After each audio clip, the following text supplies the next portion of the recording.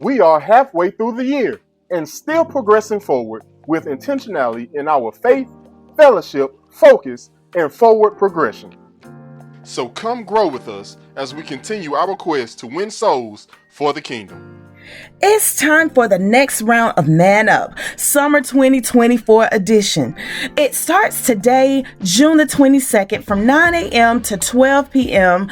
And this holistic approach to developing male youth will cover many skill sets to aid in overall development. So bring your young kings to the opening section today and contact Marcus Ransom for more information. All roads lead to Zion Hill Church, located at 1318 North Highway 319, East Dublin, Georgia 31021. Fourth Sunday, June 23rd at 2 p.m. as we join them in their 157th church anniversary celebration. Pastor Paulk will deliver the word. See you there. We're excited for this year's Vacation Bible School. It will take place June 24th through June 27th from 6 p.m. to 8 p.m. where we will explore God's living water covered in Jesus' grace. All age groups are welcome. Invite your friends, family, and anyone you may greet to join us. If you're interested in volunteering, please contact Sister Keshia Howell today. Save the date. The Focus Singles Ministry of Living Faith will host its first mixer at 7 p.m. on Friday, June 28th at Pickle Barrel. Stay tuned for more information. Congratulations to all graduates and student scholars on your scholastic achievement.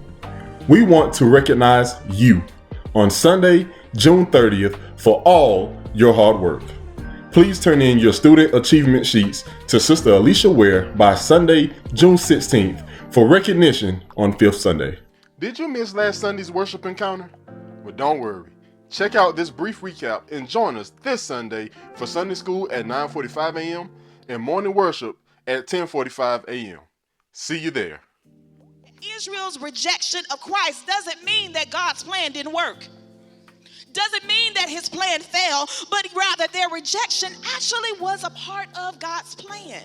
And he used this along with the persecution of the Christian community to further spread the good news of Jesus Christ to all nations. So in other words, Luke wanted to show that Christianity posed no political threat, but rather that he, again, Jesus, came to fulfill the law and offer the gift of life through salvation. For us, make sure you tell somebody and affirm somebody near you and just tell them to shift.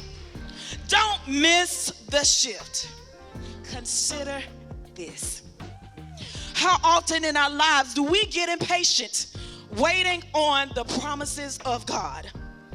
How often do we attempt to help God out because everything seems to be taking much longer than we anticipated or expected? So we decide to take matters into our own hands and just to, for the benefit of just moving things right along. So God, I'm going to help you out.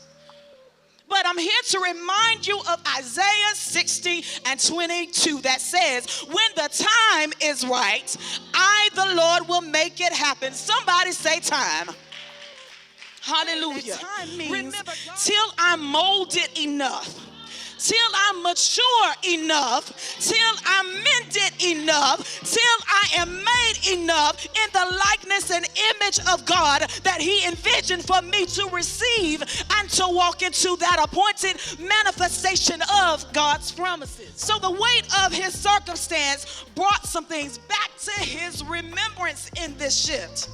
He was transformed by the renewing of his mind. So he had a shift in his mind. He had a shift in his heart. He had a shift in his body. He had a shift in his emotions. I am here to tell you that when you ask God to shift you, things don't remain the same. He begins to push you forward to get out of the circumstances that you're in. So just like a father, even when his daughters or his sons do things that they shouldn't do, the father still loves his children and will always be there for his children to eat.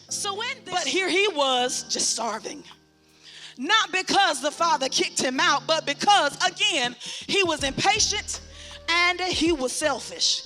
He lost himself and who the Father had affirmed him to be. So just as this son shifted his mindset, we all should have a because my daddy said so moment to remind us who the Father created us to be. So I am fearfully and wonderfully made. Why? Because my daddy said so. I am the righteousness of God. Why? Because my daddy said so. I am a chosen generation, a royal priesthood. Why? Because my daddy said so. I am more than a conqueror through Christ Jesus. Why? My daddy said so. I can do all things through Christ who strengthens me because my daddy said so. So know that God's thoughts toward you are good and not of evil. Plans to prosper you and not harm you, to give you an expected end. That's what God promised.